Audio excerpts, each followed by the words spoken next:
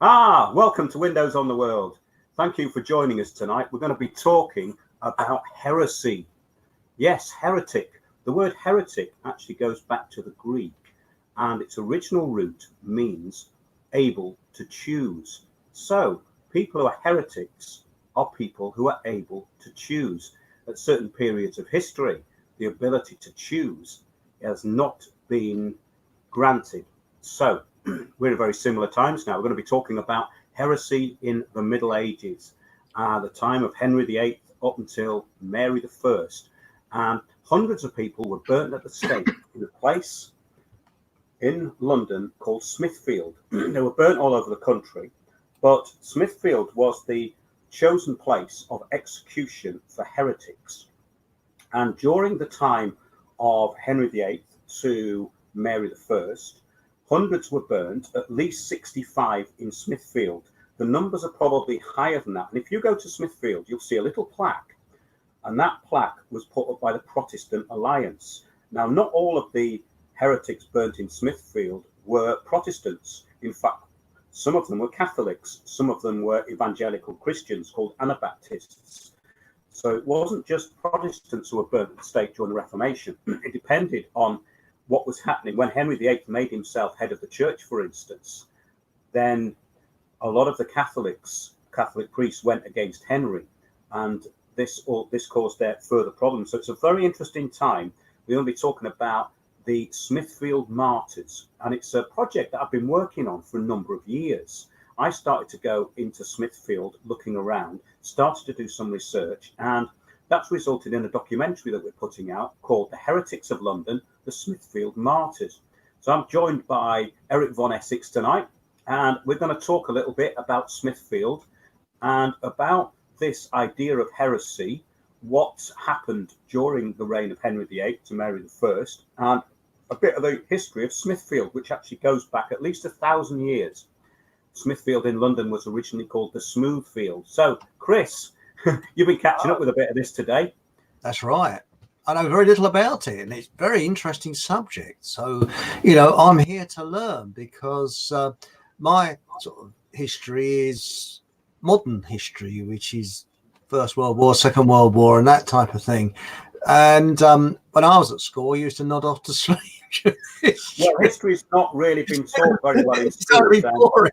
Yeah, totally boring. So I remember going into history lessons when I got into the third year of the secondary school, which was basically when you left your primary school, you went into a secondary school, and that was basically I think it was a comprehensive, not a grammar school, but it was quite a good one, quite a good school. But the history teacher was paint dryingly boring. And the other problem about history is that the way they teach it does not seem to have a linear timeline. It seems to go all over the place, and you get bits and pieces of things, and you never really get any continuity. That was the problem I had with it, because they cover certain aspects of history, but leave a lot of really interesting stuff out. For instance, all this stuff about that happened in the Middle Ages and the heresy with the church, and basically the burning of heretics, has been pretty much wiped out of history. If you go to Smithfield, you'll see a little plaque there by the William Wallace plaque, because of course William Wallace, the Scottish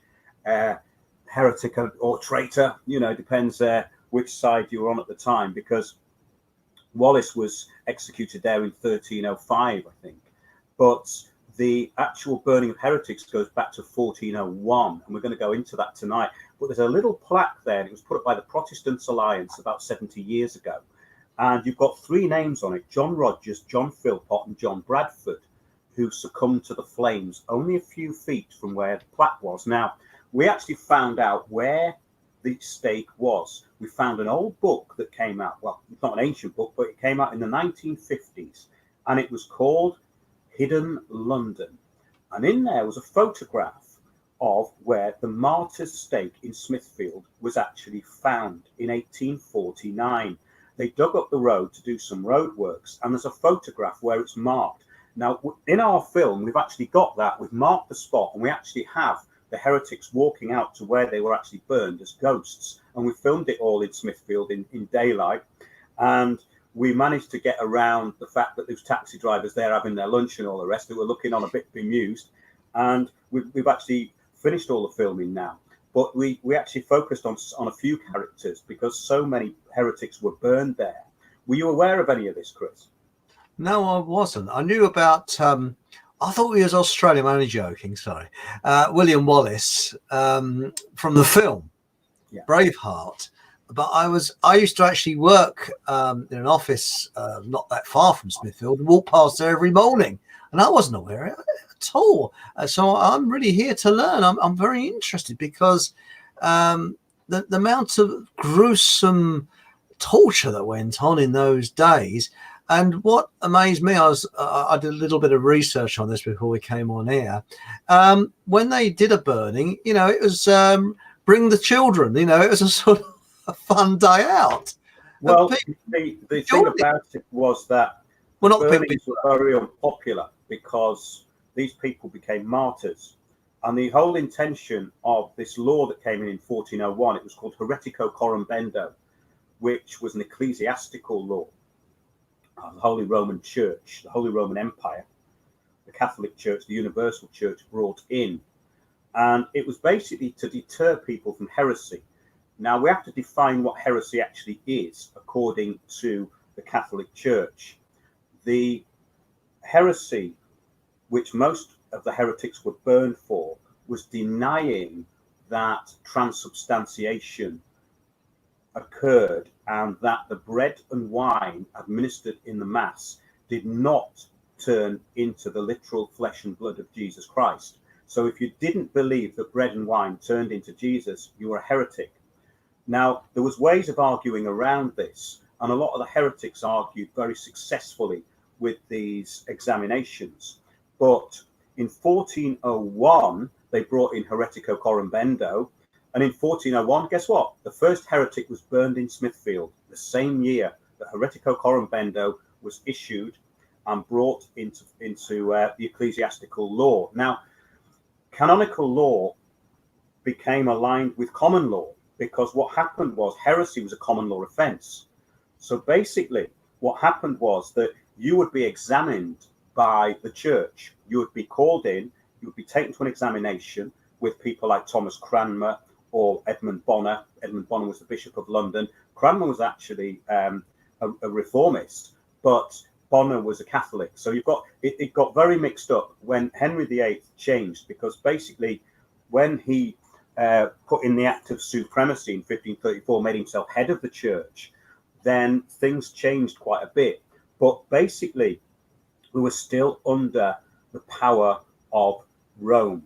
And that's where these laws came from. So Heretico Bendo, the same year, William Sawtrey, a priest from Lynn in Norfolk, was burnt at the stake. And he basically went against transubstantiation. They had a lot of spies out at this time. So basically, there would be people in your congregation who would be looking for the Roman Church to see if you were putting out anything that they didn't like. And that got reported back to the Crown. And it got reported back to the ecclesiastical courts. So it's a very interesting thing that Heretico Bendo was canonical law, but it was brought into common law through a writ issued by the Crown. So the Crown would burn you for heresy, but you would be brought to the attention of the church authorities through Heretico Bendo. But basically, it made burning a common law offence. So heresy was a common law offence in that respect, even though they were arguing against an ecclesiastical concept, which was that the transubstantiation, the Eucharist, when administered by a priest, literally became the flesh and blood of Jesus Christ. If you went against that, then and you said you were against that, you would be burned at the stake. And that was one of the main issues that the heretics had, which they argued against, some of them quite successfully. But Sawtrey said things like pilgrimages to Rome would be better off, the money would be better spent from pilgrimages by helping the poor. He said, I adore the Christ, not the cross on which he died. Yeah, so he said, I adore Jesus Christ, but I do not worship a wooden cross. So that was heretical as well. You had to worship the crucifix. So there was a lot of things here that the reformists didn't like. The reformists were called lollards, which came from a Dutch word which meant to mumble. because a lot of them were very obsessive people, and they went around mumbling under their breath with prayers, and they carried them what was called Tyndale's Bible. There was two writers of the Bible, John Wycliffe and William Tyndale. This was between 13 to late 1400s. And Tyndale's Bible was what the heretics of the 1500s carried around with them. If you were caught with one, then you could be taken in and you would be charged with a distribution of heretical books. So there was a big battle to get the Bible in front of the people. So it was a battle for the Bible. So the priest class did not want the public reading the Bible. Women weren't allowed to proselytize in public. And that's where one of our characters in our film, Anne Askew, was burned when she was 26. She's a really interesting character, fascinating in retrospect when you look at what's happening now. Let's take it forward a bit to the Act of 6 Articles in 1539, which actually brought into law the heresy. In other words, if you denied the Eucharist to be the flesh and blood of Christ, it was then a crown offence. And that was called the Act of 6 Articles. The Act of 6 Articles was formally known, the formal title for the Act of 6 Articles in 1539 was an act abolishing diversity in opinions. What do you think of that? Well, I can see a lot of similarities with today. Yeah. Because this climate change cult is a religion. Yeah. It's a religion, yeah. And I can imagine that in Smithfield, or when a person was done for heresy in those days, they would be laughed at. They would be ridiculed as some sort of loony. Oh, you know, and the similarities are quite breathtaking with today, because when you see these so-called experts in climate change, I saw one on YouTube. It was an Australian equivalent of Question Time, BBC Question Time, and it was Brian Cox with and there was a chap, a senator on there. I think you know his Malcolm Roberts, Senator Malcolm Roberts, yes.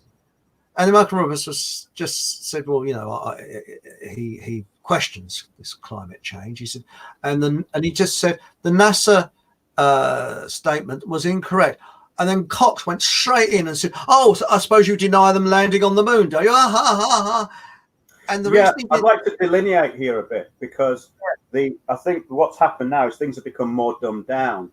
Having studied this stuff about the heresy, it was a much more intellectual argument these people had. But basically, transubstantiation was the line you couldn't cross. Once you crossed that line, you were in big trouble. So, because it took away the power of the priest. So, in other words, if you didn't believe that their priests could administer the bread and wine, and it would actually become the flesh and blood of Jesus Christ, then you were going against the priest class, and you're not allowed to do that. So that's where it was very interesting. And this idea of an act abolishing diversity in opinion, it is very similar to now. But what I would say is that then the people were arguing from a much more intellectual base, and they were very clever in argument. I've read some of the court records, especially if you read the examinations of Anne Askew, who was only 26 when she was burned in Smithfield, and she was illegally tortured in the Tower of London. Now, what's interesting about this, Chris, as well, is that behind a lot of these burnings, there was machinations by the state. In other words, there were people who were behind the scenes doing very Machiavellian things. So a lot of these people had campaigns started against them. And maybe we can go into a few of those tonight. But yeah, we need to get a bit of an overview going first, because I don't want to jump in with too much detail. But yes, the idea of climate change as a religion and worshipping Mother Gaia is a new form of this, because anything outside it is deemed to be heresy. And heresy just merely means you are able to choose, you're able to have your own opinion. So the word heresy has been totally used by the church to demonize people who can think for themselves. Interesting, yeah. It's all to do with power, isn't it? And when you think about it, I mean, supposing I winged it and I said, well, I'm an absolute expert on Smithfield, which I'm not, anything far from it. And you were noticing that I was talking a load of BS. the way I could switch that round is to just pick on anything minor and then start laughing at you and say, oh, this is ridiculous what you're saying, and kind of change the subject and push it away. And I noticed Well, even the third party subject, like if you believe that climate change doesn't, there's no climate change doesn't exist. Climate change happens all the time, but they've hijacked the term, you see. So what it is, it's a hijacking of language. Was what I found interesting was why you get people like Anne Askew. These people were incredibly well read. And what was interesting is we're not talking about idiots like Brian Cox here. These heretics were often lawyers, they were often priests and landed gentry. So we're not talking about commoners here. There was a few commoners burned, and some of the commoners who were burned were burned because they were quite ignorant, really, and they were kind of picked on. There's a boy that's actually left out. He was only 15, and he was a bit. It would be classed today probably as autistic or, you know, though he had some mental problems, and they burned him, you see. Now, the thing is that Heretico Coram Bendo was brought in 1401 to basically deter people from disagreeing with the church. They would make an example of them, to burn them in public so that nobody would dare to do it. So what it was about was a form of trauma through mind control. So the idea was that they would burn people publicly and everyone go, God, I don't want that to happen to me. But what happened was the opposite, which is why it's fascinating. These people became heroes, and the huge crowds would come, and the crown would be basically shouted down by the reformers. So what happened was it turned against the church, because the people then became martyrs. So in 1568, which is quite a long time after this, a book came out called Fox's Book of Martyrs, Acts and Monuments of the Protestant Church. And although it's a little bit exaggerated, and he gives Friar Forrest, who's one of our characters, he was a Franciscan monk, an observant monk, and he kind of goes, oh, he was cowardly and he was trying to escape from the flames and all this. But so there's a bit of propaganda in there on the side of the Protestants, but it's generally, he had the court record. So Fox's Book of Martyrs is what we cover in the film, even though there's hundreds of people in there, and it's very detailed. But what's interesting is that you get an insight into the power of the language that people were using. And it was way beyond what people do today. Like Anne Askew, if you read the examinations of Anne Askew, and she wrote several songs in prison as well. And we have the girl who plays Anne Askew sings them in the film. We've actually put them to music, to 15th century music with musicians. It's very powerful stuff. And there's two songs in it. She does one called "I Am a Woman Poor and Blind," and there's one called "The Ballad of Anne Askew," which she wrote in prison. And both of those were in the film. But when you read what she was saying, she was highly complex in her thinking. And what it was, there's a basic difference between the way the ecclesiastical church was thinking and the way the reformers were thinking. So the reformers were basically, the Lutherans were saying, basically, the Bible is for everyone. We don't believe in idolatry. We worship Jesus Christ, but we don't worship the cross. We do not believe that transubstantiation can be a supernatural event. But the bread and wine remains bread and wine. And a lot of them would say things like, well, there's a question that Anne Askew gets asked. So what if a church mouse eats the Eucharist? In other words, eats the bread of the Eucharist. She just went, lucky mouse. So they were kind of being very clever the way they answered things. And these examinations went on for months at a time. It's very, very interesting. What they would do is they'd get them to try and recant, because you'd have to be a relapsed heretic to be burned. So you had 3 chances, basically. Then you had to be arrested 3 times for it. And if you abjured, then you were considered to be let off. But the abjuration was that you would be basically publicly humiliated in a church. And that was too much for a lot of these people. So they would sign a confession that they were wrong, the Roman Church was right, transubstantiation happens, and the priest class of the Holy Roman Empire were indeed the real priest class. What happened after that was that they would go away and go, oh, God, I wish I hadn't done that. They'd have attacks of conscience. Now, that's what makes it interesting, because it was about belief. It was about the belief that these people had that made them so extreme, which is why I found it so interesting, because they were given a chance to be let off. Even at the stake, they could abjure. They were still interrogated for about an hour at the stake. and then they would have to be kind of, with the priests it was slightly different. The priests were degraded, which meant that they would have all their priestly goods taken off them, and then they would have their robe ripped and they'd be made to keep it on in prison, so they went very dirty, and then they'd put a commoner's cap on them. It's like and then and if it was a Catholic priest, they would be knocked down the altar steps backward with the staff.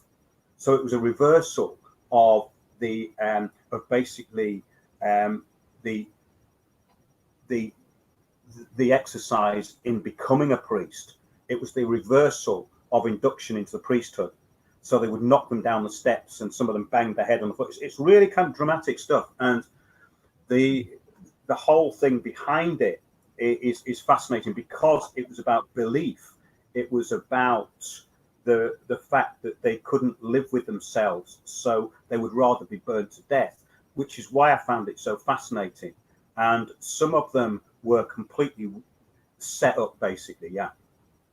What did any of them top themselves to commit suicide rather than be burnt to death? A very funny one. If you look at this, Richard Hunn was one of the first people to be convicted of heresy, and he was put into what they call Lollard's Tower. They had two of them, and if you were a Lollard, which was basically a heretical Protestant, they put you into Lollard's Tower. There was one in Westminster, and there was one near the Tower of London, and they were like holding places. Now, Richard Hunn had a lot of stuff that he knew about what was going on within the church, and he was found hanged in his cell, a bit like Epstein, I suppose, right? But obviously he was a bit more honourable than Epstein, probably. But the point is that how do you get hanged in your own cell? Do you know what I mean? He couldn't have committed suicide. So basically, what happened with Richard Hunn, if you look him up, was that he was kind of set up. There was things going on behind him. A Machiavellian operation was in place, and he was killed because of what he knew. He was hung in his own cell when he was at Lollard's Tower, and then they burned his dead body in Smithfield, and then they actually abdicated himself. He was abdicated from his own murder. So in other words, he was kind of, they let him off his own murder. So they said, in other words, they were saying that no, he didn't really commit suicide after all, but we can't say that, you know. So there was an incredible amount of kind of Machiavellian stuff going on behind the scenes, and that, with the case of Friar Forrest, who was burned in Smithfield in 1539, the Franciscan monk. He was actually based in round Gravesend, I think, and he was against Henry remarrying, and he said that the Pope is in Rome and the Pope is the head of the church, and he wrote a book about Henry, and he kept writing it in prison, Friar Forrest. And Friar Forrest was set up. There were people around him who were basically very jealous of him. If you read what's going, it's kind of interesting, because he was kind of set up, and they actually burned him in Smithfield in 1539 on top of a statue of a Welsh warrior god called Derfel Gadarn. And Derfel Gadarn was from a place in North Wales called Llandderfel. Now, I read about Derfel Gadarn. They took the statue, which was in Llandderfel Church in Wales. They dragged it all the way to Smithfield. Allegedly, this thing was 8 foot tall. And it was in the churchyard of Llandderfel Church. And every May, they had Derfel Day. Derfel the Mighty was a Welsh warrior. Basically, he was a mythical Welsh warrior.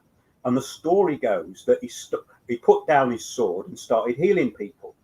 So they have Derfel's Day, and all the villagers would come from miles around to the churchyard, and they would put fruit there and things, and bring their children, their sick children, to be healed by the statue.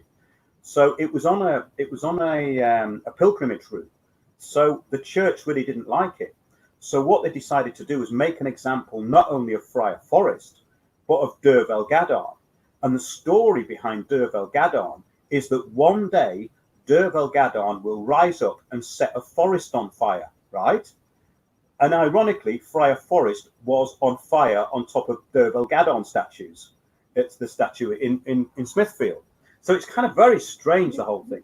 So it was symbolic, but the idea was, and this is how stupid it is in a way, intellectually, that they thought that the supernatural element of Derval Gadon was in the statue. Well, of course it wasn't. The statue is just a symbol. So they burned the symbol to try and try and prove to the crowd that, see, your pagan god, it's just a piece of wood. But and poor old Friar Forest was burned to death on top of this pagan statue. He was swung into the flames on chains, you know, because they didn't all die. It was a different kind of execution. So they built these big stages in Smithfield, which the City of London paid for. And that's another reason why I think I had a bit of problem trying to get hold of a lot of the court records, because I went to the Metropolitan Archive and they were rather cagey about showing me stuff. They call it the Middlesex Sessions.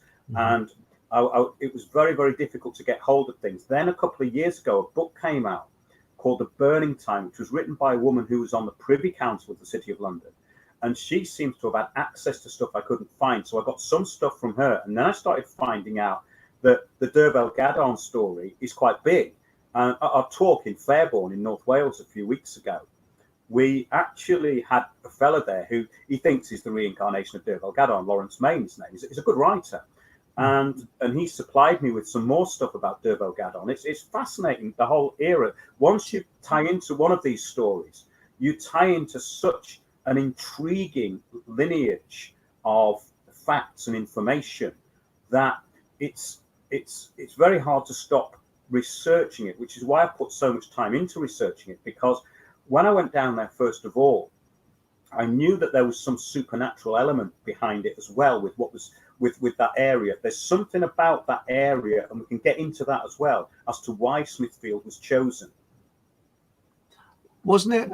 I mean, I thought it was chosen because it was a place where there was a horse fair, and there was it was a place where people used to go to for trading and lots of fairs. And I thought they chose Smithfield, is what I read anyway, because they wanted people to congregate there and see these burnings to put them off of going against the priesthood and that. And I know they cut their heads off, didn't they? And shoved them on stakes and shoved. It was used actually. There was a householder, someone who worked for the king, was burnt there. I think it was Henry VII. I think. I have to look this up. This is a bit before what I was researching, but he was a cook, and he got blamed for poisoning or attempting to poison the king and his household. But what had happened was something had gone off, obviously, and this poor chef had basically cooked a dodgy meal. It didn't kill anybody, but he got done with, I think it's called prémunire, which means like you're trying to take down the crown, and it's against the state. So basically, he was executed in Smithfield, but he wasn't burned. He was boiled to death in a pot.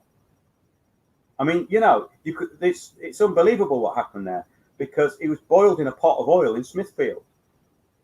And where the Elms was, we made a film a few years ago, and it's called Ritual Sacrifice in London, Smithfield. And we found where the Elms were. The Elms were at the top of Smithfield. If people know Smithfield, it's there's a road called Cow Lane where they brought the cows in. And that's still there, and that goes into Smithfield Meat Market at the top of Smithfield.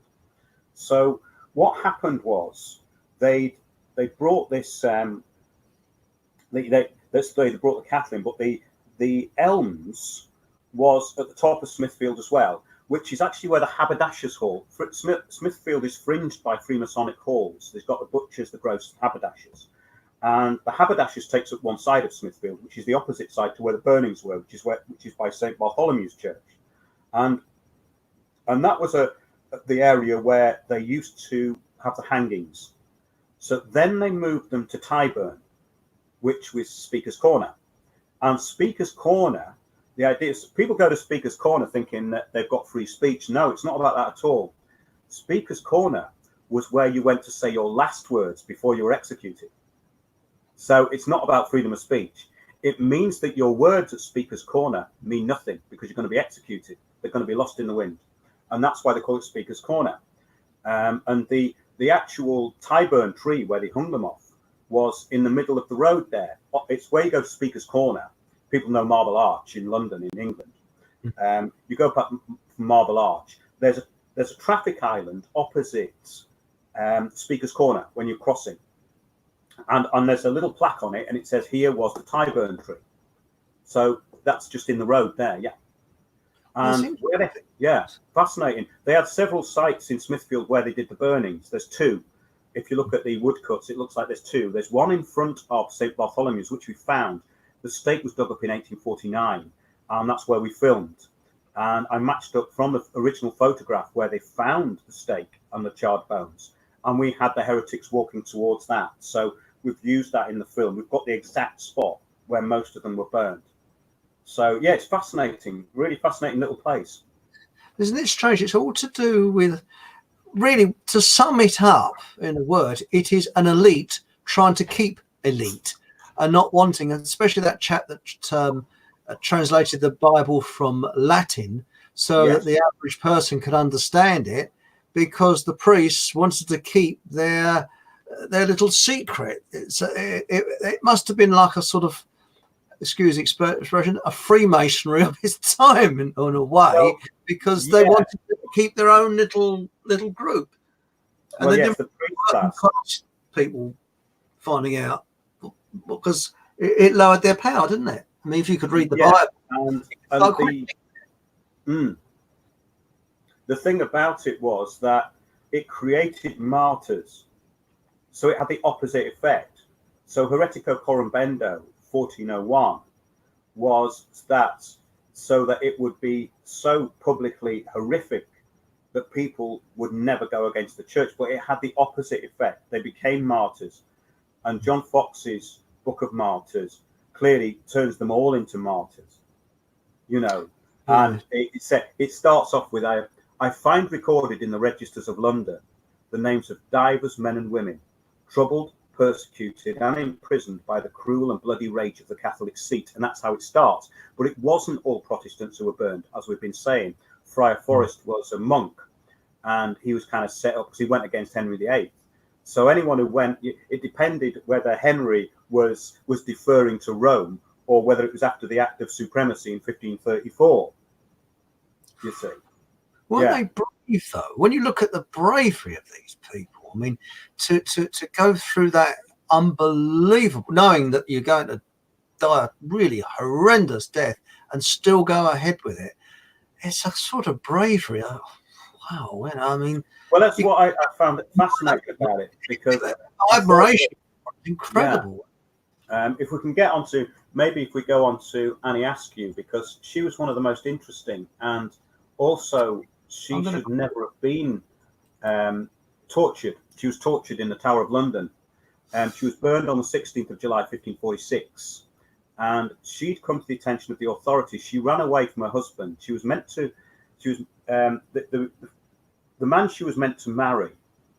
So her sister was meant to marry someone called Thomas Kyne, and the sister died. So this Thomas Kyne married Anne Askew, and she had two children, and she ran away. She was caught reading from the Bible in Lincoln Cathedral, which was absolutely heretic at the time. That was, a woman was not allowed to read from the Bible for a start, and doing it in public was just like, well, she was a complete rebel, you know. She was a fascinating person. And so she read from the Bible in Lincoln Cathedral. Then she went up to London, and she was part of a network of these Lollards, these reformists, including people like the crowd around William Tyndale, who translated the Bible. So she was in with these people who were a network of lawyers, people within the church, priests, and basically a network that went through to Antwerp. And in Antwerp, they were printing originally they were writing these Bibles out by hand, they had people within the church helping, which is very, very interesting. And they were distributing them over back in England. And Annie Askew was caught because she was associating with these people. Also, she was a very good friend of Catherine Parr. And Catherine Parr was a Protestant. And Annie Askew and Catherine Parr were alleged to be going round and holding Bible meetings and readings from the Bible, which was completely illegal. They weren't allowed to do it. So they were way ahead of their time as far as this feminism thing goes, because they were just completely cutting edge with what they were doing. And they were very young as well. I mean, Anne Askew was only 23, 24. She was burnt when she was 26. But she came up to London, and the first time she got sent back again. And then she ran away again. You had to be basically convicted 3 times to be burned as heretic, but you were allowed to abjure every time. But what happened with her was there was elements within the state who were trying to set up Catherine Parr, and Catherine Parr and her were extremely good friends, and they tortured Anne Askew illegally in the Tower of London for 2 days. Richard Rich, and there was a fella called John Bale, who was one of the prosecutors. The original magistrate walked out because he wouldn't torture her, and they put her on the rack and they dislocated a bone so she couldn't walk, and they were still trying to get her to abjure, which is basically a very long process, and she was made an example of because they were trying to implicate Catherine Parr. So they tortured Anne Askew, in my opinion, and looking at the history, so that she could basically grass up Catherine Parr. It was a coup against the crown.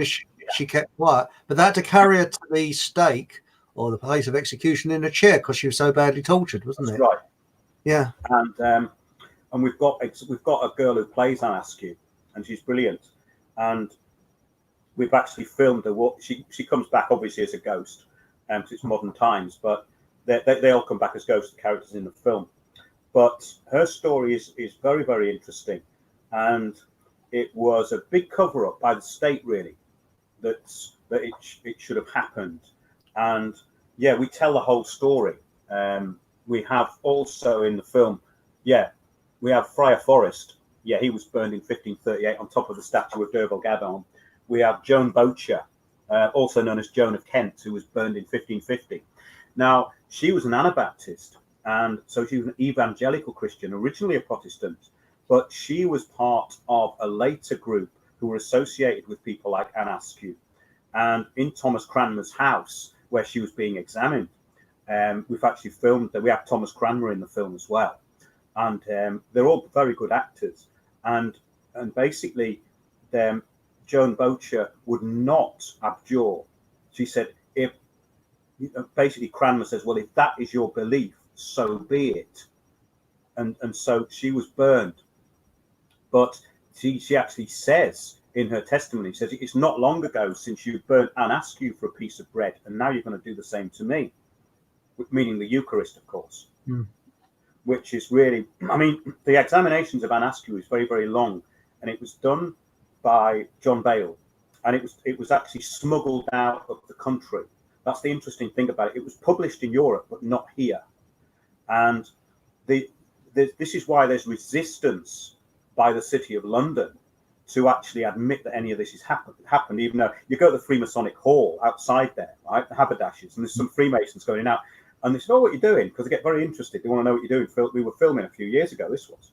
And I said, oh, we did about the heretics, that were burned against. Oh, no one was burned here. They did it up the road. I mean, it's part of British history, don't it? It actually says so. If you go into St. Bart's, it says so. I mean, there's no secret about this stuff, but there's a kind of, I think there's a willful ignorance about admitting it because the City of London paid for the executions. So it's a kind of unpopular thing, Well, it's a bit like Australians. Every Australian I've ever met that has never lived in a state that was a penal colony. Holiday. I got the right teeth in. But no, it was, their relatives were never took over as criminals. They went there of their own volition.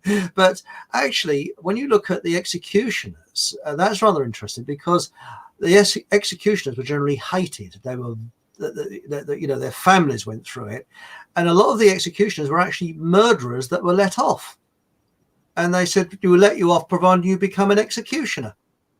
And sometimes that was worse because they were branded as well. And but when you look at the people that operated the rack and things like that, they must have been the most horrendous psychos ever. And let's face it, if you were a complete psychopath in those days, you could get some you could almost get assurance of employment, couldn't you? Really, they really took a lot of pride and happiness in their work, I would have thought. Yeah, it's interesting. I mean, with the Anne Askew case, she said it was one of them was Richard Rich. Richard Rich was a lawyer, and he became part of Henry VIII's very close circle. But the interesting thing with Annie Askew was that her brother was a cupbearer to Henry VIII. Her father was High Sheriff of Nottingham, so they were kind of part of landed gentry, and they were in with the royals as well. So her case is very interesting. And that's why I think that she's been basically written out of history. Interestingly, at the back of Smithfield, at the back of St. Bartholomew's, they've put a new building up, and it's called the Askew Building. But it's not named after her. It's named after an investor, I think, called William Askew. Well, so it's not up to her. But when we filmed, we got the girl who plays Anne Askew in a 16th century costume outside there, reading her own examinations outside the building. So we've been filming around there a lot.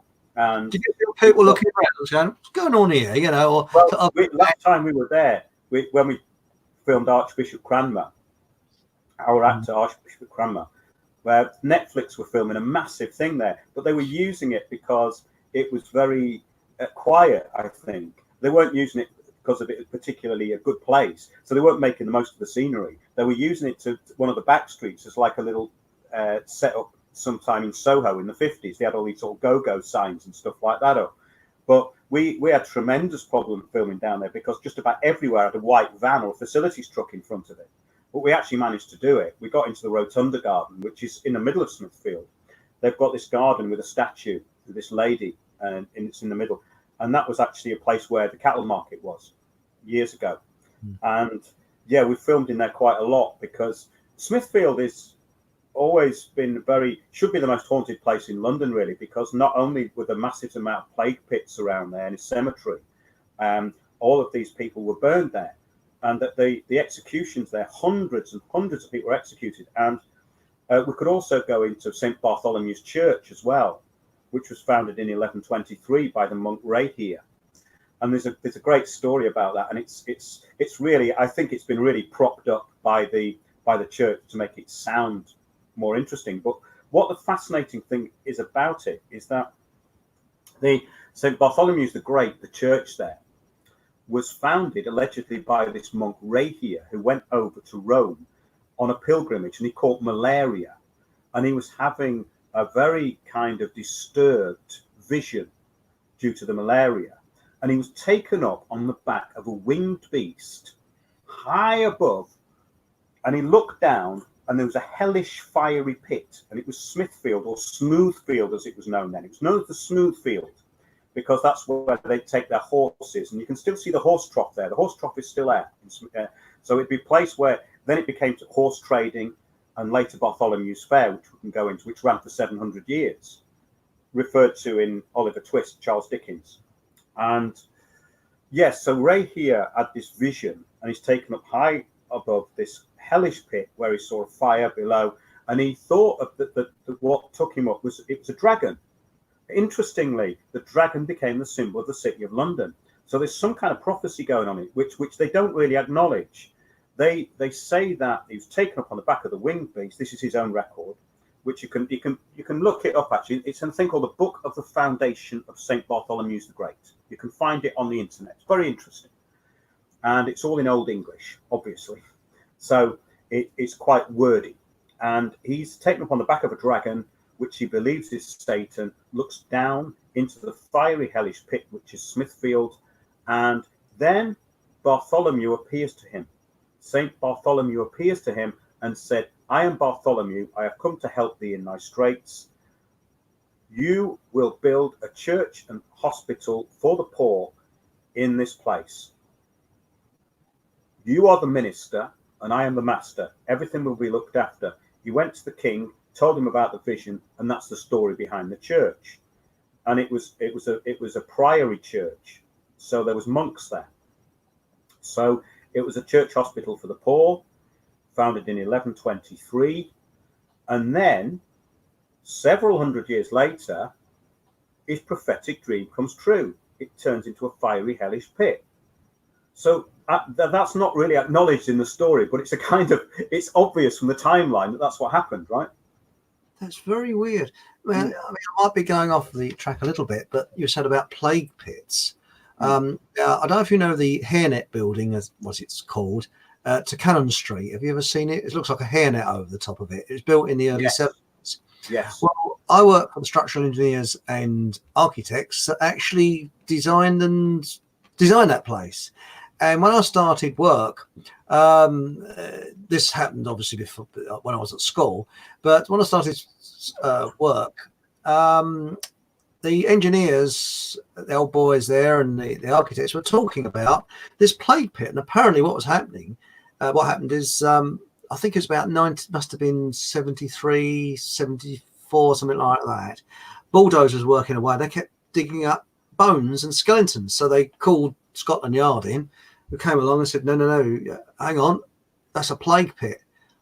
And the whole area was cordoned off, and the blokes with the noddy suits went in, because what they used to do with plague pits is put lime over the top to kill the plague. But it was happening so badly that they didn't always line the pits or do it properly. And apparently the reason they cordoned it off and got the blokes with the noddy suits in is the plague could still be alive under there and start another bubonic plague. And they chaps that, blokes who are operating the tractors and whatever, they all had to be checked over because it was quite concerning. And they said, well, it must have been lying because it was all okay. And this is really sick, very sick. One of the quantity surveyors wanted a skull as a souvenir. And everybody went, oh, sick bastard. Well, it's kind of the opposite of what you should do, really. I mean, it's interesting that there's plague pits all over there, and Islington as well. All on the outskirts of London. I mean, this happened before I started work. But I heard about it. It's interesting. They've done a lot of excavation next to St. Bartholomew's the Great, and they've dug down about 20, 30 feet there to put these foundations. I never thought they'd do this. So the whole area has been re-engineered, but the centre of Smithfield, as it was, is very much the same as when the burnings happened there. That central part of Smithfield, it's the stake is on the traffic island in the middle, opposite the Bartholomew's entrance. So they would bring the heretics out from that entrance, or they'd either be brought through that entrance, or they would come in up Giltspur Street in front of all the crowds. Now, sometimes the heretics were kept in Bartholomew's Close at the back because they were there with priests generally who were trying to get them to abjure their heretical beliefs.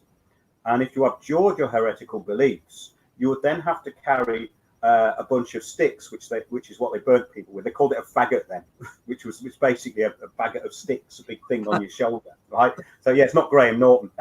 It's got a faggot on my shoulder. So it's got it on my phone. We have to put a bit of humour in, don't you?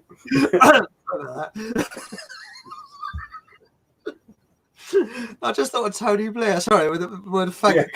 Yeah. Well, I mean, it's kind of yeah. But the point is that they would have to sort of carry this bunch of sticks with them on their shoulder into the church. It's very humiliating. So they would publicly parade them when they abjured.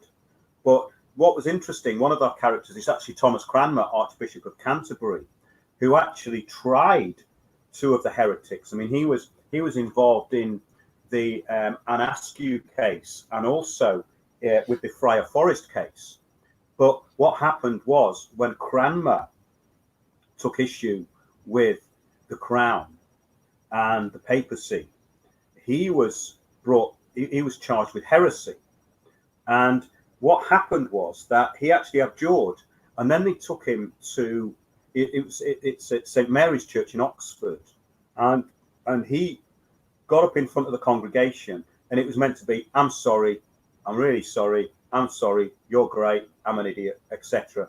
And he got up and he said, everything that I've signed before today is null and void. And furthermore, the hand that signed this document, which I now renounce, will be the first into the fire. So he'd already watched 2 priests burn to death, right? He'd already watched 2 of them burning, and he got up and he did that because it was his chance to be let off, but he didn't do it in the end. So he said, this unworthy right hand. We have a brilliant actor playing Thomas Cranmer, and it's very evocative, and he does the final speech because Cranmer is very much part of the Smithfield Heretics.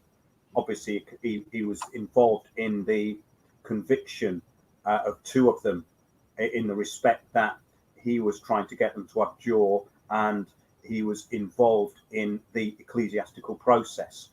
Very, very interesting, because you've got Protestants and Catholics here. So because Henry made himself head of the church, and he also wanted a divorce, the Catholics went against him, you see. So then they get Catholics who were considered heretics by the crown. So it's a fascinating thing. And once I started looking into it, I couldn't stop because there's so much history. And of course, one of the main players was Edmund Bonner, Bishop of London, Edmund Bloody Bonner. And we have a great actor playing him. It looks just like Bonner. I never thought we'd find the people who we've got playing him really look like them, you know? This could be like a feature film, because it is, yeah.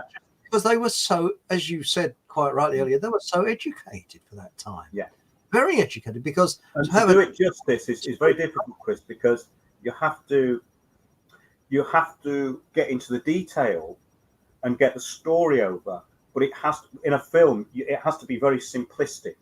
So the film explains things very simply, and they explain what happened to them.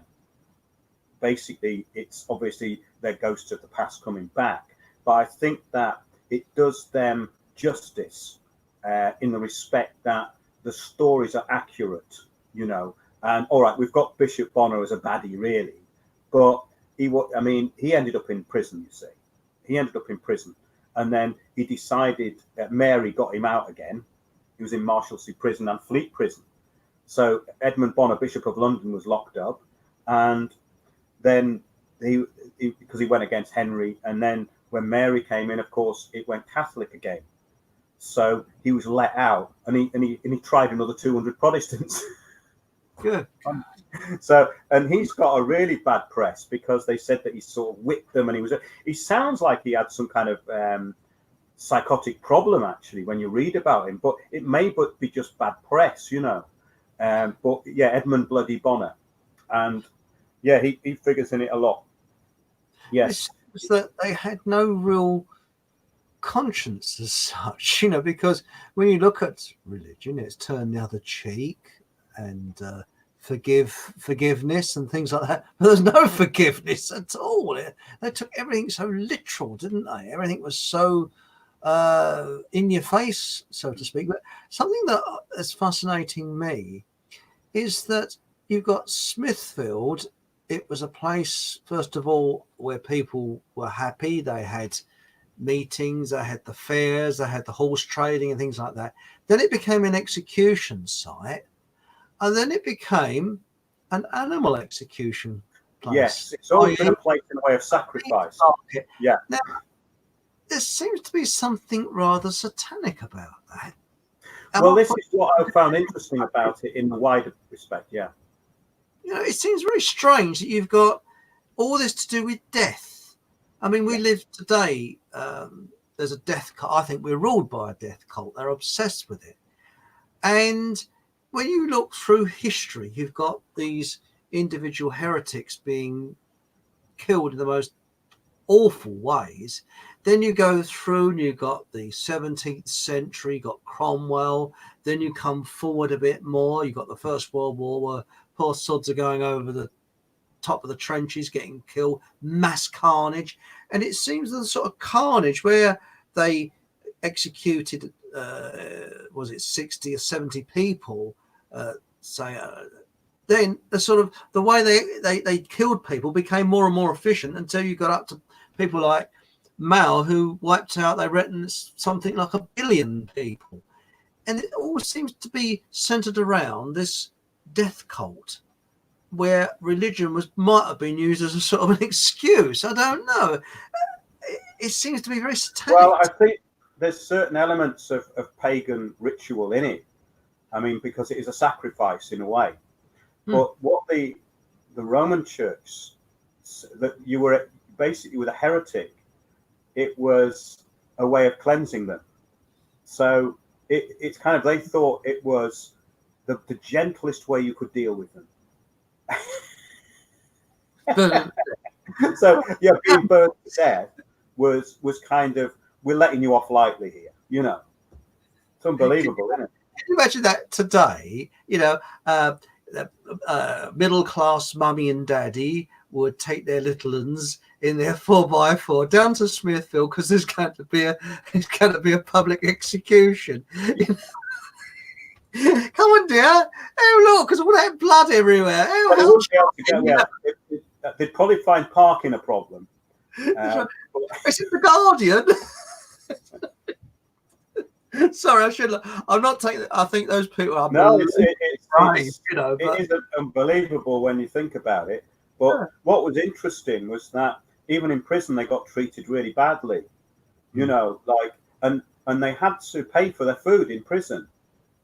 So it like they got, you know, and some of them were really, they chained them really heavily, and some of these people were chained standing up for weeks on end. I mean, it was like torture, you know.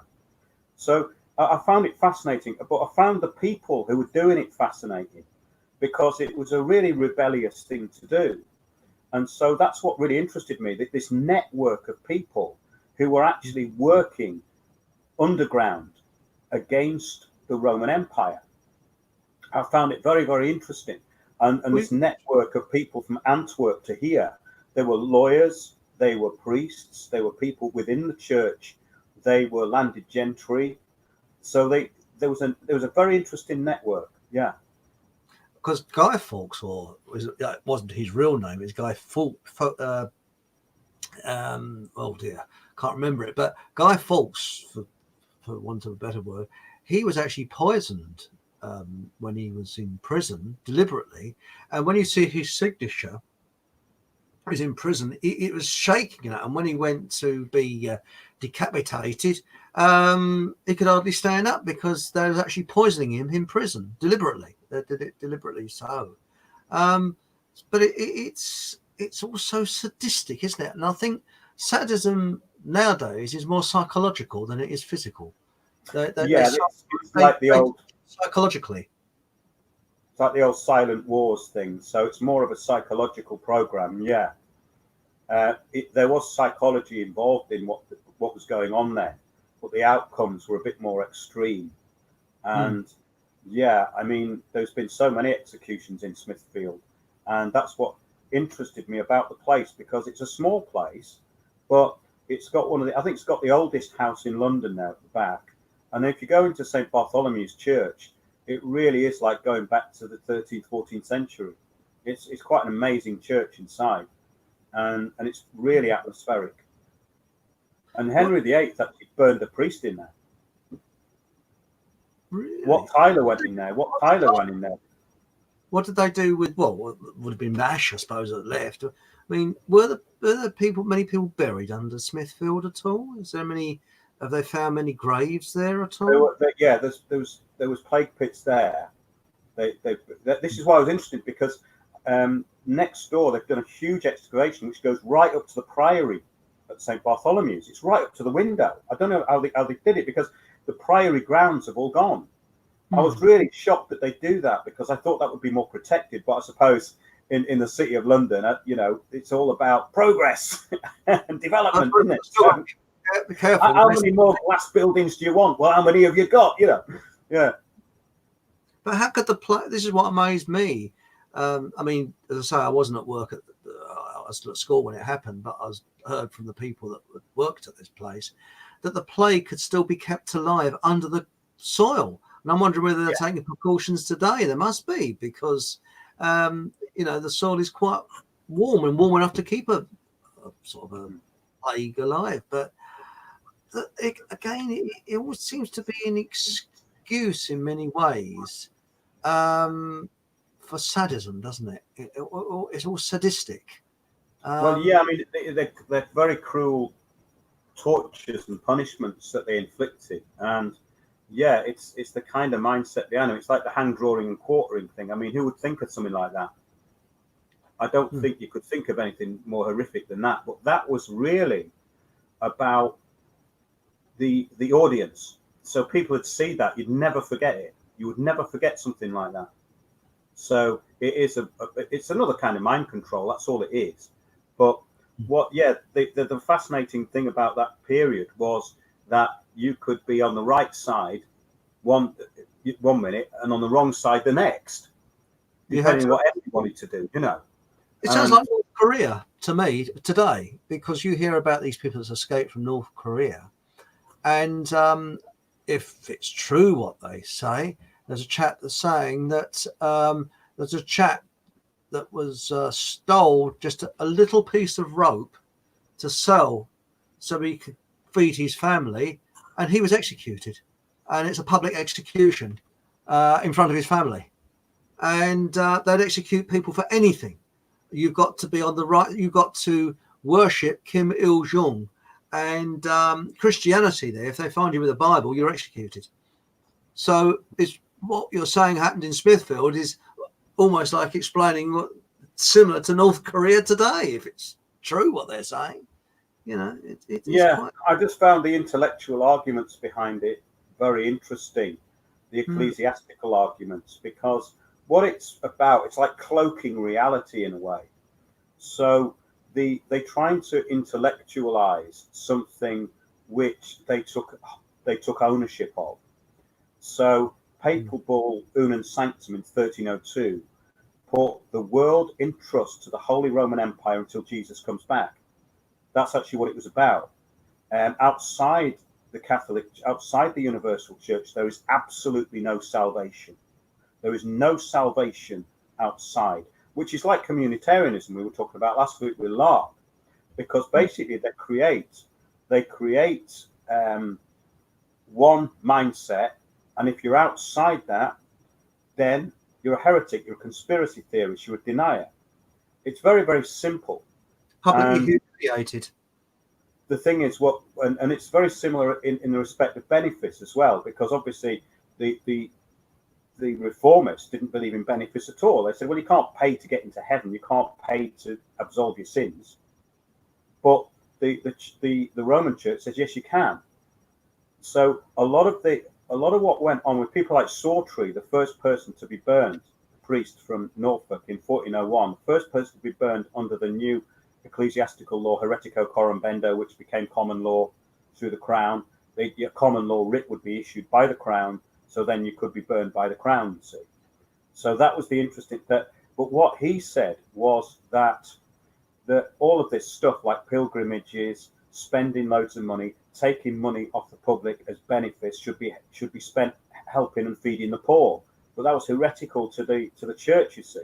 That's a threat to their control. So that's what I found really interesting about it, was the different ideologies. But if you look at Unum Sanctum and the Lateran Council of 1215, basically they're saying that there's no salvation outside the universal church. Wow. And that anything outside of it is deemed to be heretical, deemed to be basically. It's interesting because you've got the reformists who would say that we are the church, we're the real church, you're the fake church. So that was an interesting thing. So the Roman Church are going, no, we're the church, and the reformists will go, no, we're the church, you're the Antichrist. And that was what a lot of them said before they were burned. And that's what Cranmer said. Thomas Cranmer said that in Oxford, St Mary's Church, before he was burned at the stake in Oxford. He said, and as for the Pope is the Antichrist, which was, I mean, completely over the top. I mean, that speech that he made is absolutely incredible. I mean, the jaws must have been on the floor, you know, because they were expecting him to grovel, and he didn't. I mean, what guts, what brave. And then, as I said earlier, he put his hand, he said, this is the hand that wrote the confession, which I now withdraw. Everything written by this hand is unworthy, and this hand will burn first. And he put his hand into the fire first. So he burned his right hand off. Again. So that's what interested me about the whole concept with it, because it was so extreme, and the people who were involved in it were pushed into very extreme positions, which I think is the premise of a very good story. Because if you look at the premise of what a film is meant to be, you get an inciting incident. Something happens someone's driving down the road, right? It's called the inciting incident in the film. Something happens. They might see a robbery. They might be involved in something. Their whole life changes at that moment. That's called the inciting incident. So there were so many inciting incidents looking at this stuff that I thought you're kind of spoiled for choice, you know. And because it's kind of complex, I think that's one of the reasons that it hasn't really been covered, and the whole thing has been sort of forgotten about. But yeah, we are making the film, and if people want to support Windows on the World, support us on Patreon, and you get a free copy of the film, and you can come to the screenings, and we're going to have days out in Smithfield. So I've got a lot planned for this film, because I think it's like a really good way of sort of giving people something who listen to the show, and letting them get involved in something, and also be like, we're not asking for any funding for the project, but if you want to support us on Patreon, please do, you know, because you will be part of it. And it's kind of, I'd like to get to a point where we can maybe get some funding to do these historical things, because history's been really wiped out. And I think some of this stuff is very powerful, and it ties into what's happening now. In a very intellectual way, you know, that's what attracted me to it, was that the arguments were intellectual, really. Even though they're talking about very basic things, there was a lot of complexity attached to these issues, which were actually in a way quite simple, you know. Well, you know, I mean, putting a little bit of humour, a bit of a laugh earlier, but putting that aside, I didn't mean to shall we say, degrade those people, because by virtue of what you said, I have the utmost respect for them, because the bravery they had was just, and really, when you think about it, if it wasn't for them, perhaps our life we wouldn't be able to say the things we're saying today in many ways. And you know, they are an example of you know, what humans will go through for their belief, and it's not selfish beliefs, it's for everybody else as well. And you can see history repeating itself time and time again, because we got similar today, not obviously at such extremes, but you know, not burning people at the stake, but you know, we've got shall we say, you're not allowed to say this, you're not allowed to say that, you're not allowed to look into this, you know, what we tell you is the truth, and you've got to believe that, you know. Well, it's about belief, it's about faith, you see. So that's why the idea of the climate change religion is quite clever, because it's a faith. It's not about what's true. It's about a faith in a belief system. The new benefice is called sustainable development. It means you will pay for your sins that you're on the earth. And this all came out of a think tank.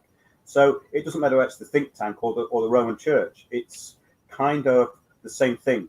So in other words, what you've got now is people paying benefice to absolve themselves of their sins of being on the earth, which is what the Catholic Church were asking for in the Middle Ages. So there's no difference between carbon taxation and benefice. It's the same thing.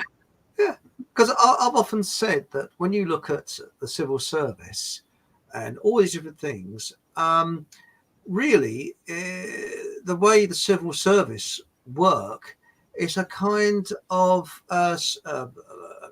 you're actually it's a kind of religion unto its own, because nobody makes a decision, and everything is placing the responsibility onto somebody else, and it's a ritual.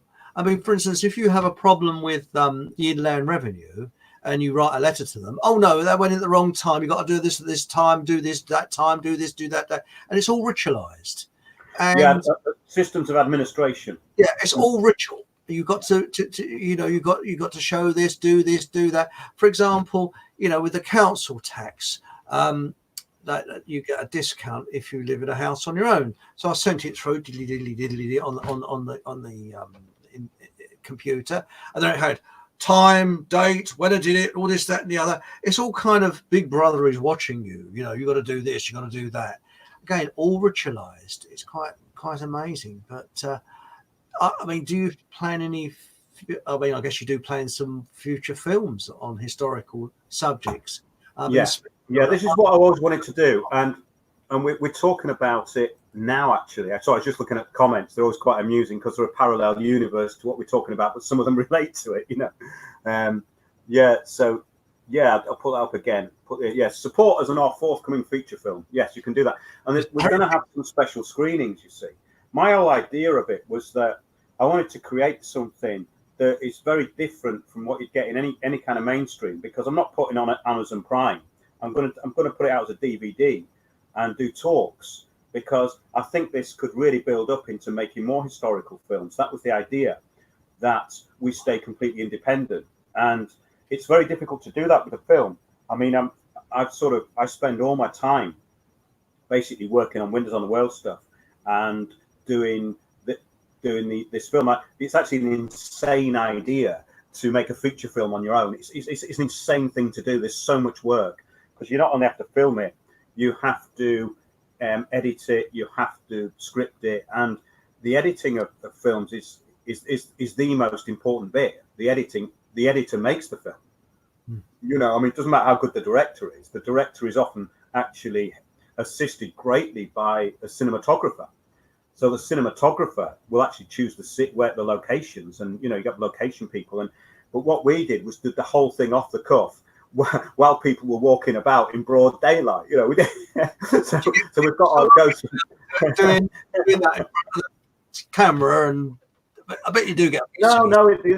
In Smithfield, it's actually very quiet. We went down there Sunday mornings, and there's not many people about, so it's very quiet on a Sunday.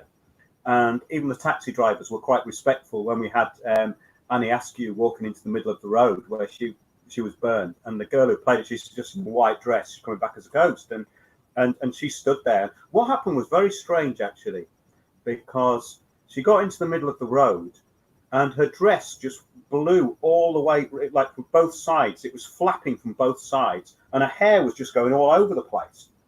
And she said her feet started burning. And she didn't know much about the history of the place. So it was quite interesting that there is some kind of, I think there's some kind of supernatural thing going on there, but you have to tune into it. Allegedly, if you go down there in the early hours of the morning, you can smell burning wood. So we went down there in the early hours of the morning. This was a few years ago. And we were down there with a friend of mine and his son. And his son was a teenager at the time, and he was very stroppy, you know, and he was carrying around a monopod, which is basically like it's like a stick, really, and with a camera on the end. And then he had the light on top of the camera. So he was carrying this thing, and it looked like a gun. And I said, don't carry it like that. Don't carry it like that. It looks like you're carrying a weapon, right? Don't do that. Within 5 minutes, we've got City of London helicopter up, haven't we? And we're under this store at the back of St. Bartholomew's Church, with this thing going above, going brrr, and it was there for about 10 minutes, you know. And I think they actually took our pictures, because when we went back into the City of London, a car followed us and he sped off. I mean, it's kind of interesting, the city, because we also had this at the Grocers Hall. I took a picture of Semiramis, the old, Semiramis, Nimrod, and maybe Tammuz. These were these ancient Babylonian gods, you know, and they used the Semiramis. They use her on, I think, the coffee as well, isn't it? It's I think it's her. It looks like Semiramis. It's a woman with very long hair. You know, it could be anybody, I suppose. Is it Starbucks? Or? Starbucks, yeah, they use it. So there's a bust of her on the side of the Grocers Hall. So we went to film it, and a fella came out filming us with his camera like this, just staring at us, following us for ages with his camera. He's shouting at, what about? So they want to know who you are in the City of London. It's the most protected place on the planet, basically. Well, it's a separate country, isn't it? It's not part of Great Britain. Separate jurisdiction. Yeah, it's outside. So you've got places that are, say, you've got Farringdon. You've got places that are within Farringdon and without Farringdon. So you've got some of the churches are within Farringdon, some of them without Farringdon. So it's really interesting. Yeah, I mean, that's one of the reasons I wanted to film there, really, because I think it'll stay the same for quite some time. That little bit, I don't think I'm going to do anything with that. But the surrounding area is what they've built up right next to the Bartholomew's Church. I didn't think they'd do that, because you've got St Bartholomew's the Great, built in 1123. Then you've got Bartholomew's the Less, which was bombed during the war. And they've now got very Templar orientated kind of Holy Grail stained glass windows in there. It's quite interesting. And we've been in there many times. Yeah, that's St Bartholomew's the Less, which is at the back of St Bartholomew's Hospital. And of course, the statue of Henry VIII is still there at St Bart's. Really? And yeah, we feature that in the film. And it's probably one of the only statues of Henry there is, because he was very unpopular. And we used that statue in the film. Oh, copper. But yeah, the filming. I started getting involved with this about 2016, really, and we did some things that were put on YouTube. And I always wanted to do this. So yeah, if people want to support it, go to Patreon and help us out. And it's going to be a very exciting project.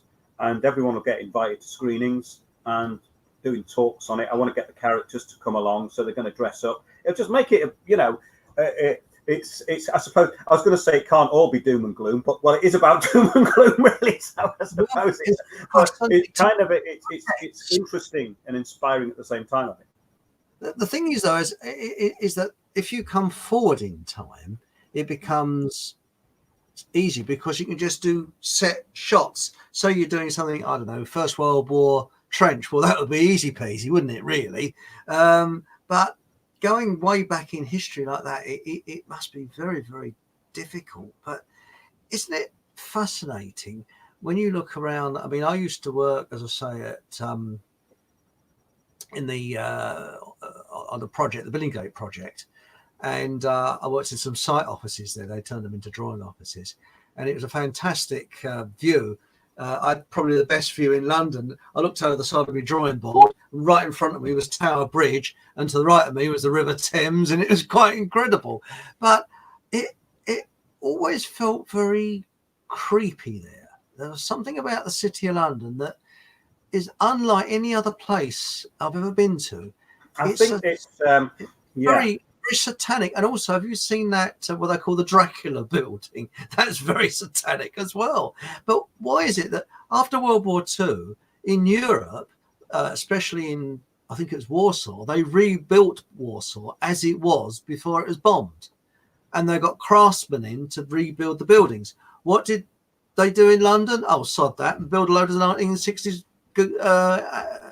sort of amnesia architecture buildings. And yeah, but there's still a lot of really old buildings there. I mean, what I find fascinating is that you can find these little alleyways there that are so ancient that you can't go very far without bumping into concrete and glass. But what the old stuff there is very interesting. I've been into most of the churches in the City of London. A really interesting one is St Andrew's in the Wardrobe, which is right at the back. And sometimes you think, God, I can't remember where that is now, because the City of London's changed so much around Cannon Street and all around there. They've put up more and more buildings. It's quite disorientating now. But I used to walk through there a lot, because I always thought it was full of secrets, and it's got that history about it. You can go to those little inns and you look at these little back streets and these little courts that are around. It's absolutely fantastic history, and I'd like to do much more on that. And the Smithfield thing, and the Secret it's been a long time in coming. But yeah, the City of London run by 25 aldermen in 25 wards. So basically, each one is run by an alderman. You've got 25 wards of the City of London, and they control everything. I mean, it is fascinating. Fascinating place, yeah. Well, I actually, when I very, very first started work, one of the first things I had to do, I had to go down to the fish market and stunk of fish. Billingsgate. Billingsgate, that's right. And I had to hold the staff whilst the surveyor did the old bits and bobs, even though I wasn't a surveyor. And the amazing thing about the city is that it's really easy to survey because the Victorians put little markers on the walls of how high above, what's that place in Cornwall? There's a level of sea level, which is 0, so to speak. And it's in Cornwall. I can't think of the name of the damn place now. And you could take your levels from these markers. The Victorians are absolutely brilliant like that, and it was really incredible. You know, you had to get the old theodolite right, and I learned about surveying because that's part of architecture. You got to learn so much about all different things. And what got me about the fish market there, it was the time when the winos used to help to push the fish trolleys up the hill, and there's all these old winos there that blokes used to pay. But the place absolutely stunk like hell. Poor. I mean, when you left, you know, I was there for a couple of hours helping this chap to do the surveying, and poor, it's absolutely awful stink, you know. But no, that's all moved up. Obviously, that's all gone now. It's all cleaned up, and you know, I found that it was. Again, it was fascinating because there's so much old stuff there. For example, do you know the bollards were the cannons from, I think it was the Battle of Waterloo. I think it was Battle of Waterloo. Could be wrong. Well, so hang on. No, I think it was the, what was the Charge of the Light Brigade in? That was the oh dear, 1840s. Yeah, I can't remember the name of that. But the actual bollards are from those cannons, and they've got the cannonball on top. So if you go around the city, and you'll see cannonball on top of cannons and things like that. But it's a fascinating place. I mean, the surveying again was a doddle because the Victorians have got all these markers, so you knew exactly where you went, you know, where you was going. Where normally you would have to sort of pick on some level area and just start from that as your datum point. But all the datum points are already laid out. But they say it's a square mile, and they say it's very small, but it is quite an area actually to walk it. You know, the square. Well, I think what it is, there's a lot in it. There's a lot actually there. You know, you can spend a couple of weeks really going around it, because if you do it properly, there's a lot to see. I mean, that area around St. Paul's is very interesting. You've got the temple. I mean, I was around the Inns of Court the other week, which is just outside the City of London, really, but it starts in the city, doesn't it? And you know, you've got the Middle Temple outside. You've got Lincoln's Inn Fields and the St. Martin's in the Fields out. You know, then you've got where the Middle and Inner Temple, where the Templar Church is. And that's a really interesting place as well. So yeah, I'd recommend anyone going looking around there. And what I was going to do was do a walk down there, and so we could go down there maybe on an evening when we put the film out. You know, I wanted to do some events really, because I think this could be such a fascinating thing. There's more and more people contacted me about it. You know, I've found people who know a bit of history here and there. The thing is with it, it's only ever been really covered by academics who are basically just reading from the hymn sheet. They're just saying, oh, and this happened, and it's all stuff they've just read. There's no insight into what actually happened, and they're not very good at joining dots. So in other words, like it's like the Rahia story. You'll hear, oh yes, and he was taken up on the back of a dragon, and he saw this terrible sight, and say, you know, but they won't put two and two together and go, well, wait a minute, the dragon became the symbol of the City of London when it was incorporated, and then it doesn't look at the fiery hellish pit, which was where they burned people. They don't want to say these sort of things. You see, the little things they just won't put together. They just there's one. It's called Medieval Slaughterfield, and the title's quite good, but the film's terrible. And it's got bits of Braveheart, and it's got William Wallace being brought in like this, like as though it's almost like a crucifixion. That didn't happen. He was dragged there. You know, they dragged him behind horses. I mean, the whole thing is they never get it right. Even in the Tudors, I think they feature Danny Askew, but they never get it right. They don't get the feel of the thing right, or the real kind of the story. The story is generally glossed over.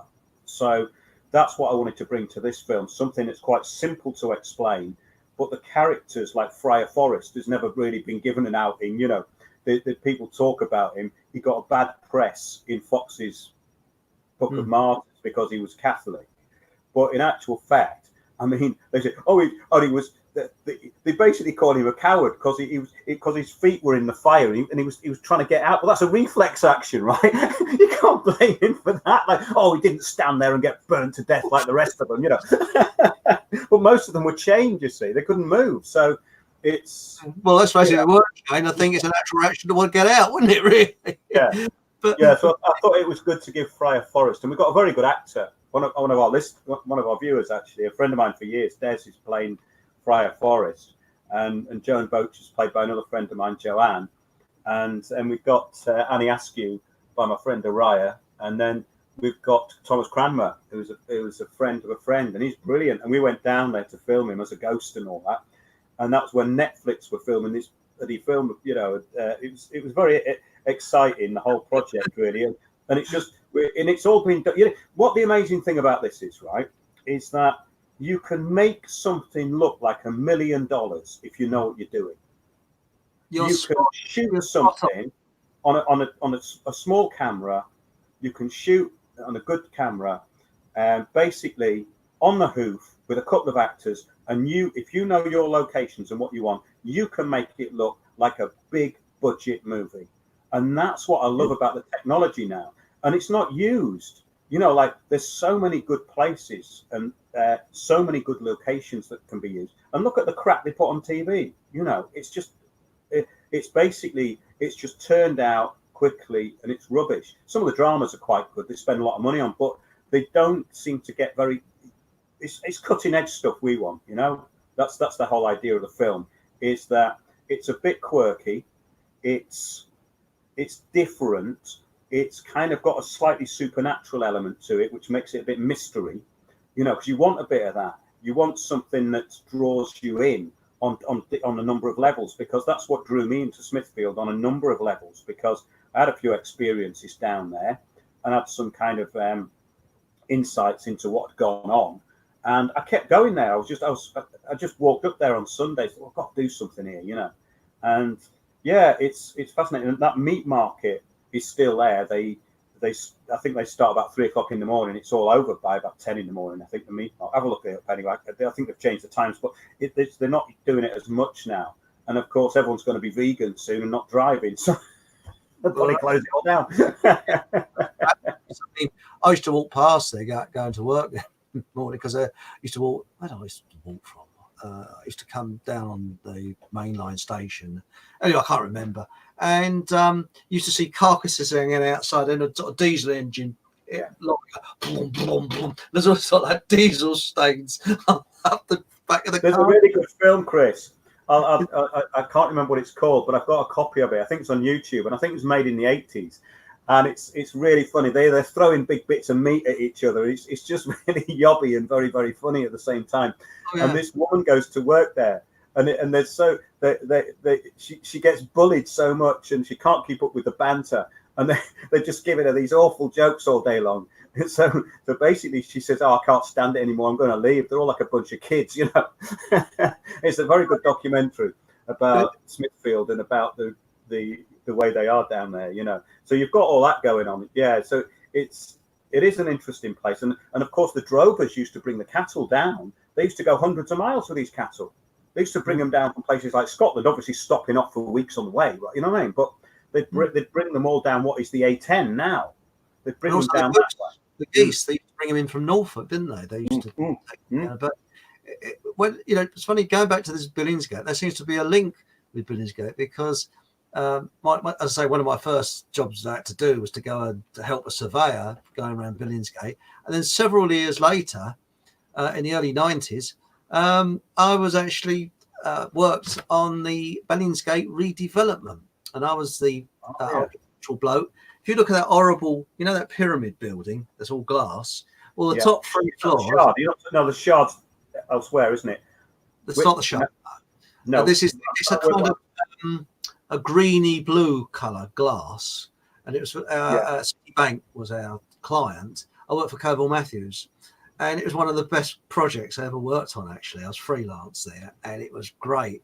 And I, as I say, I had the best view out of an office window you could ever have.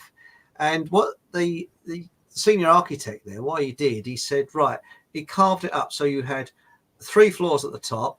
I was an architectural technician. One technician had that. Then you'd liaise with the bloke who does the other floors down below, and then you liaise with somebody else like that. And of course, I can't stay at heights. So guess what I got? Because I was contract, the top floors. And I also, as when I'd actually finished off that top, we looked into the basement, which was very interesting. Stunk of fish, and they took all because there was actually ice from the Victorian times, like permafrost down there, which they took out, and it helped to waterproof it. And if you went down there to survey it, you had to look to see if there's a spring tide, because it could be quite dangerous, you know, if you went down there. And it was very damp and it stunk. But we found that there was some hidden rooms that have been blocked up in the Victorian times, because we had these old drawings or copies of them from the 1880s, 70s, around like that. And we said, hang on a minute, let's see if we could find anything in these rooms. And we got some navvies to open it up. And got the office unit to crawl through with a lamp and everything. And all he found was a winkle picker shoe from the 60s. And we thought, hang on a minute, if that was blocked up in the sort of 1900s, how did a winkle pickle shoe get there? And that was a mystery. Wow. And you know, I don't know. I solved the mystery. Go on. I've had a picture of my granddad's brother before the First World War, wearing a collarless jacket like the Beatles, because he was a bit of a snappy dresser, and a pair of winkle picker shoes. They were fashionable.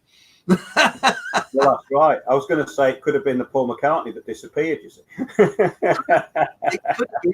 But I mean, I've got lots of. Yeah, I don't want to get into that. I find, you know what's so annoying? We put out really, really cutting edge stuff in the respect of what's going on politically, and all this psychological programming that's going on. The hive mind, and I think the biggest hitter we've ever had is who is Paul McCartney, is whether Paul McCartney was replaced, which I couldn't care less about anyway. You know,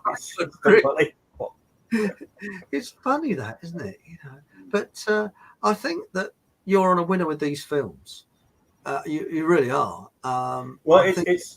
I don't think there's people doing it. See, the thing is that there's not many people willing to just spend so much time on something that the thing is, with these small films, you don't get money back, really.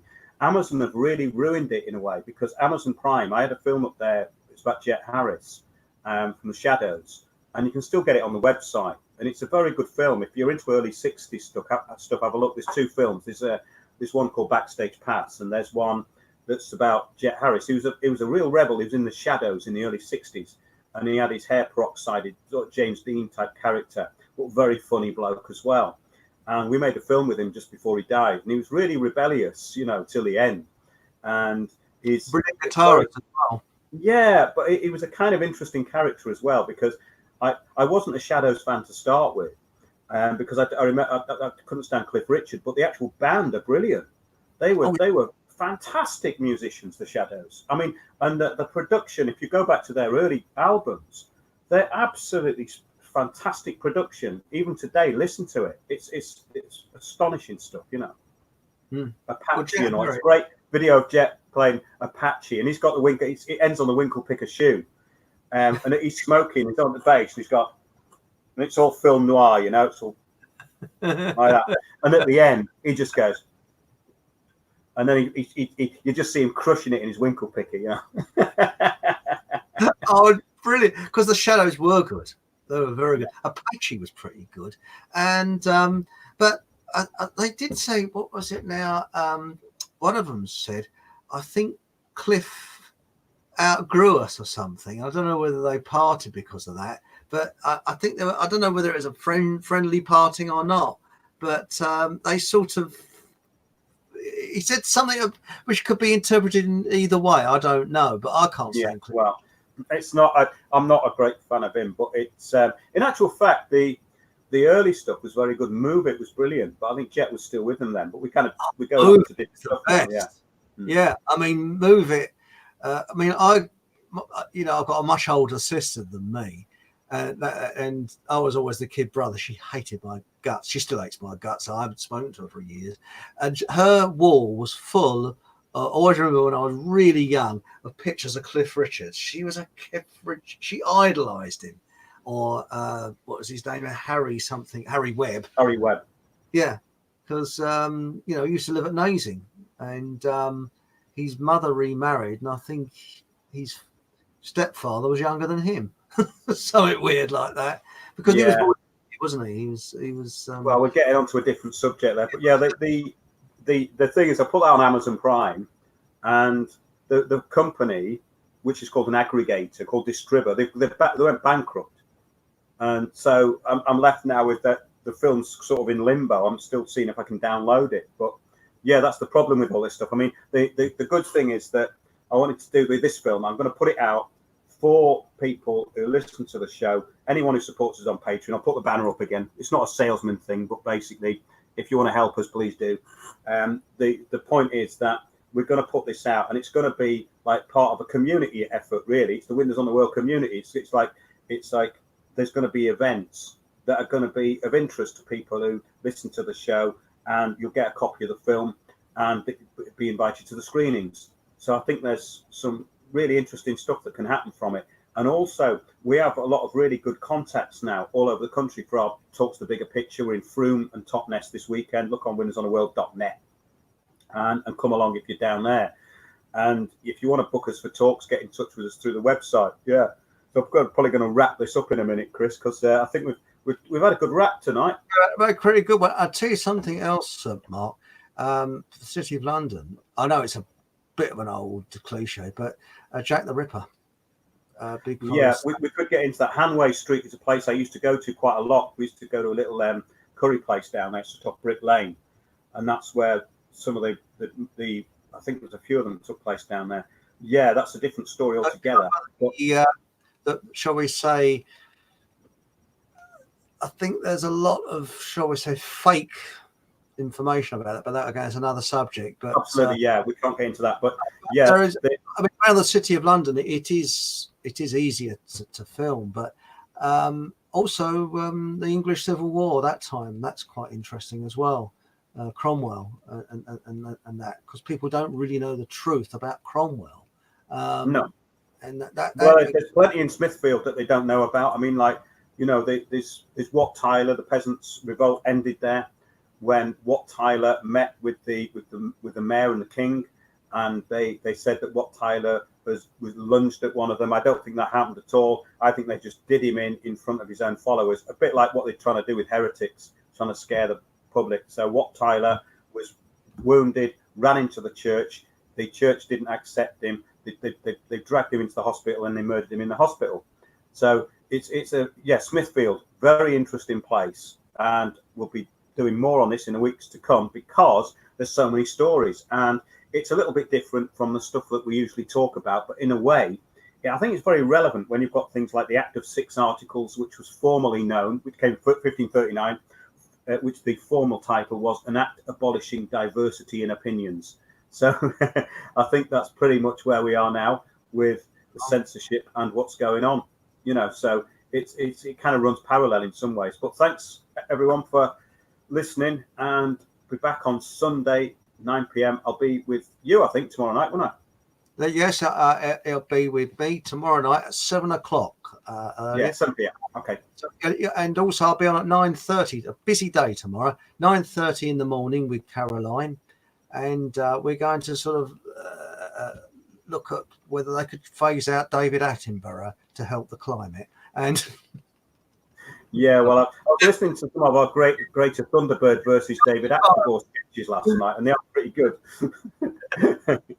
At 7 o'clock tomorrow night, Eric von Essex. So, sorry, a little plug there, but good luck with these films. I'm really fascinated with these films, Mark. I think you're on a winner here. Somebody put Well, in it's something that this stuff's getting forgotten about, you see, and I think that it's important that there's people out there who are interested in this stuff. So yeah, and it's not the obvious, is it? You know, it's not doing something that's the obvious. So I think of that's the what's Russian saying. An old Russian saying is, in order to look forward, you need to keep one eye looking into the past.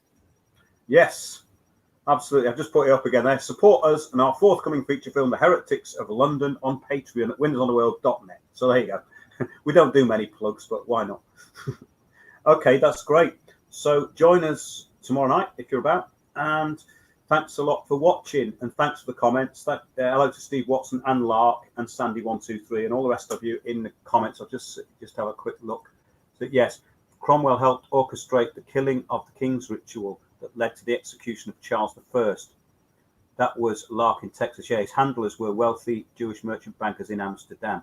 Yeah, well, that's another story. Very interesting stuff, all this, because and how, we had, when we get into the House of Orange and all that, fascinating stuff. Yeah, great stuff. Thanks for watching, everybody. We've gone a bit over time, but I think it was quite interesting. Thanks for having me on. Much appreciated. Thank you. See you in a bit. Good night.